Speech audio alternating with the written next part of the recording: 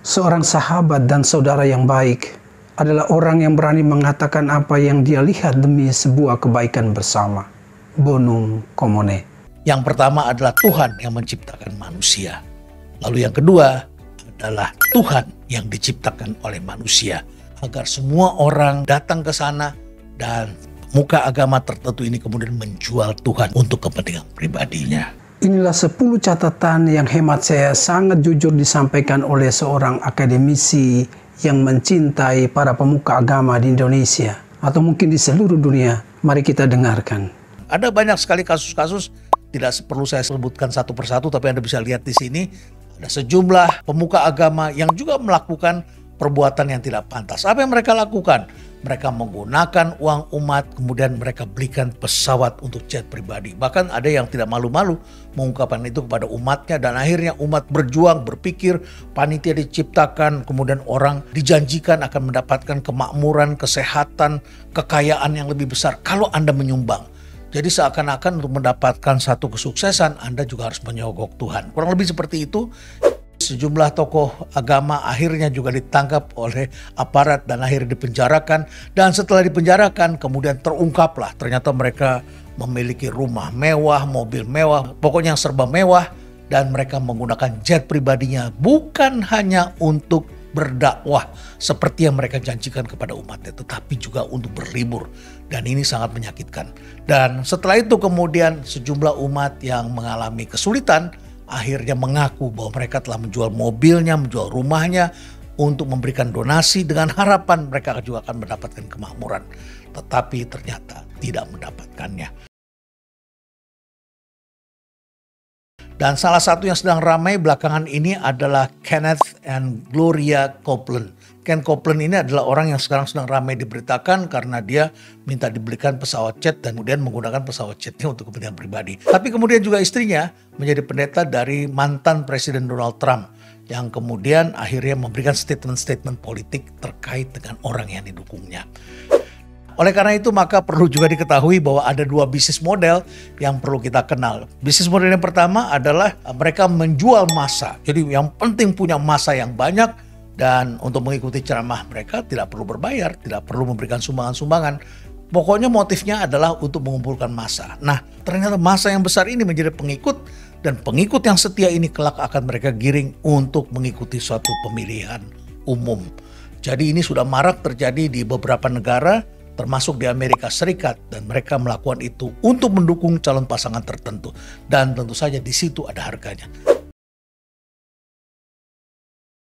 Nah, bisnis model yang kedua tidak free of charge. Ini adalah terkait dengan teologi kemakmuran. Jadi mereka bicara terus tentang bagaimana menjadi kaya dan sebagainya. Dan kemudian setelah itu, untuk itu Anda harus menyumbang.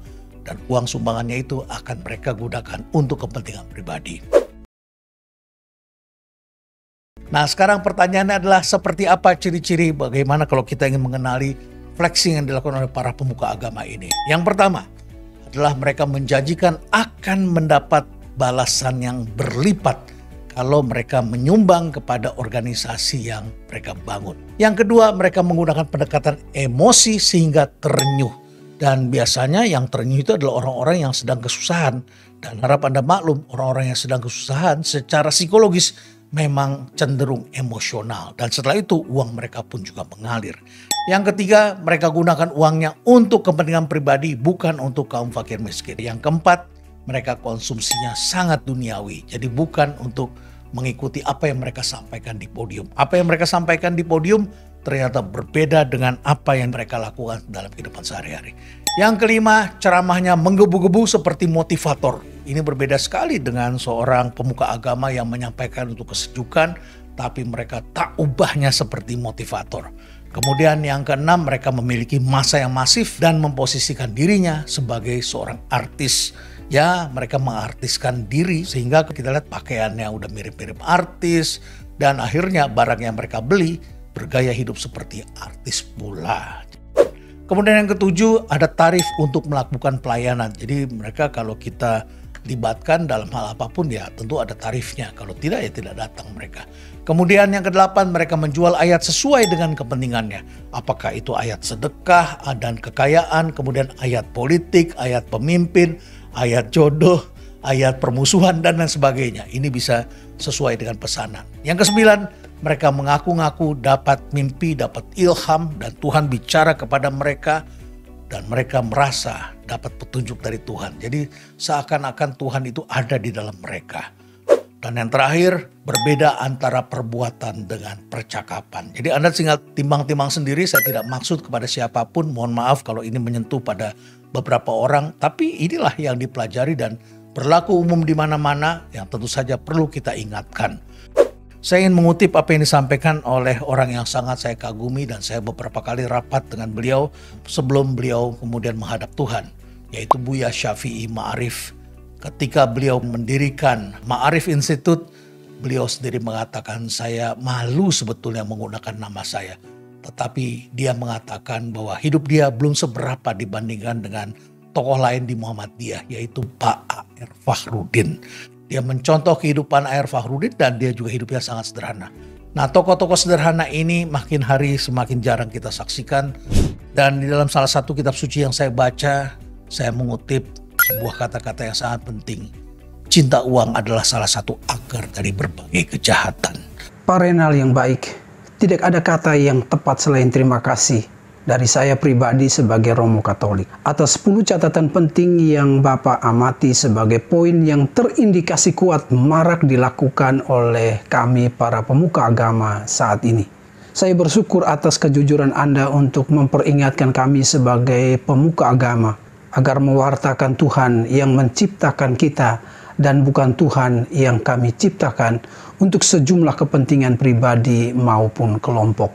Anda sangat benar ketika mengutip 1 Timotius bab 6 ayat 10. Itulah isi surat yang ditulis oleh Rasul Paulus yang adalah sahabat sekaligus mentor dari Timotius. Paulus menasihati, karena akar dari segala kejahatan adalah cinta akan uang.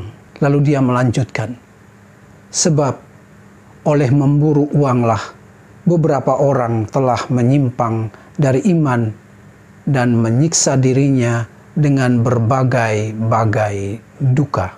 Konteks surat Paulus inilah yang terulang sebagaimana 10 poin itu dan mengatakan demi kebaikan bersama.